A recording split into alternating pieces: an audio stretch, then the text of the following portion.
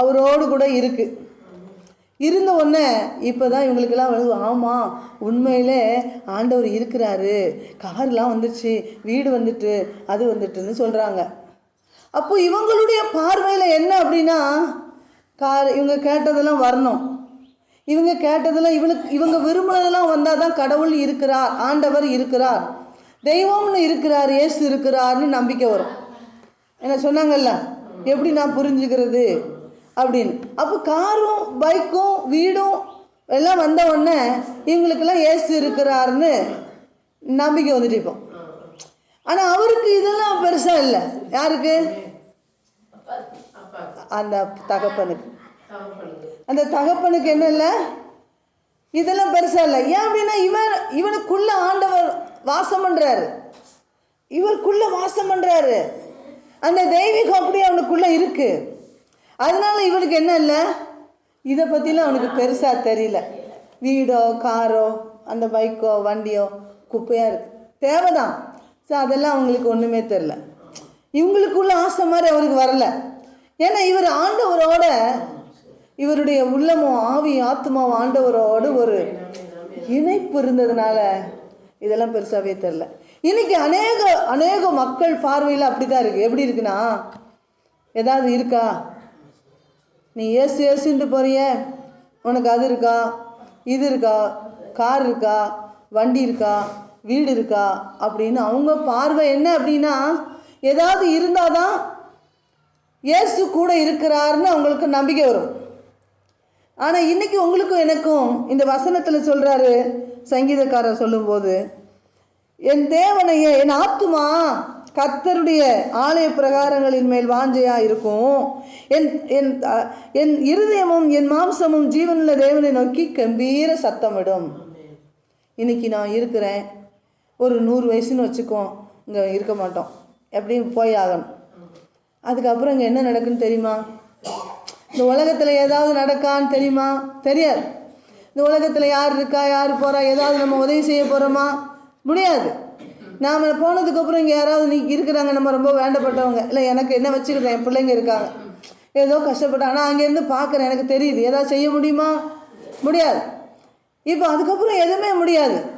அப்போ இந்த பூமியில் கொடுக்கப்பட்ட நாளில் எதெல்லாம் நமக்கு செய்ய முடியுமோ அதெல்லாம் செஞ்சிடணும்.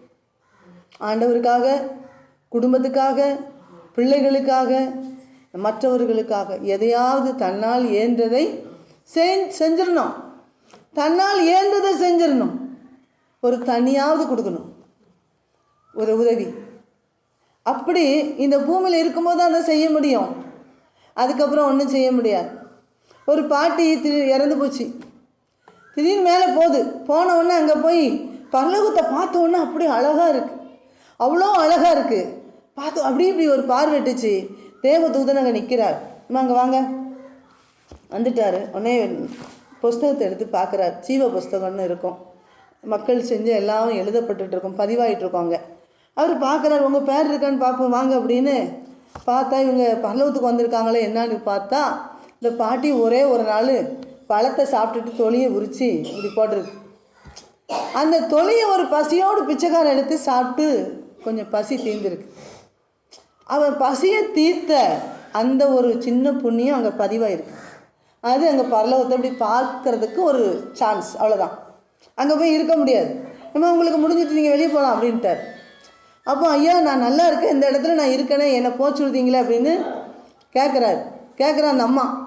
கேட்ட உடனே அவர் சொல்கிறார், தூதன் சொல்கிறாரு, ஏம்மா உங்களுக்கு இவ்வளோதான், நீங்கள் ஒரே ஒரு பிச்சைக்காரன் பசியை கொஞ்சம் ஆற்றிருக்கீங்க, அதுக்கு இந்த பரலோகத்தை பார்த்தாச்சு, இனி நீங்கள் போகலாம், வேறு எந்த நன்மையும் இங்கே செய்யலை அப்படின்னு சொல்லி தூதன் சொல்லிட்டார்.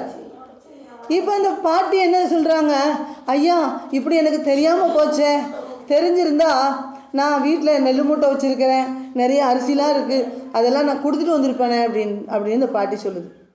இப்போ அந்த வாய்ப்பு இல்லை, முடிஞ்சு போச்சு. அவங்களுடைய ஆயுசு நாட்கள் இந்த பூமியில் முடிஞ்சு போச்சு. இனி நீங்கள் போய் உதவி தான தர்மம்லாம் பண்ணிட்டு வர முடியாது அப்படின்னு எங்கள் பதில். அதனால் இந்த பூமியில் நமக்கு கொடுக்கப்பட்ட நாட்கள் 100 வயதோ அல்லது 120 வயதோ எவ்வளோ வயதோ தெரியாது. அந்த காலத்தில் ஆண்டவருக்கும் நாம் பிரியமாய் வாழ்ந்து ஆண்டவரை இந்த ஆலயத்துக்குள்ள அவர் தங்குவதற்கு ஏற்றதாய் நடந்து நாம் மனிதர்களுக்கும் உபயோகமாய் வாழ்ந்து போவோமானால் அந்த 100 வயசு 120 வயசுக்கு அப்புறம்னாலும் போயாகணும். யாருக்கும் இங்கே பர்மனெண்ட் கிடையாது. அப்போ அங்கே நல்ல இடத்துல அவர் வலது பரிசுல இருப்போம்.